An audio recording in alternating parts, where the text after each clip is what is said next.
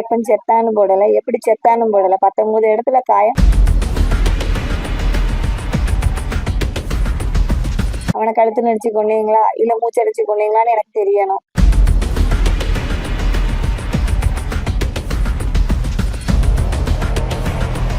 நேற்று நைட்டே postmortem report வாங்கிட்டேன்.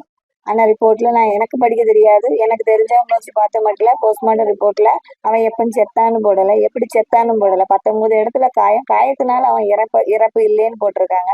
அப்போ அதை எப்படி செத்தான்னு வேணும். அவனை கழுத்து நடிச்சு கொண்டீங்களா இல்லை மூச்சடிச்சு கொண்டீங்களான்னு எனக்கு தெரியணும்.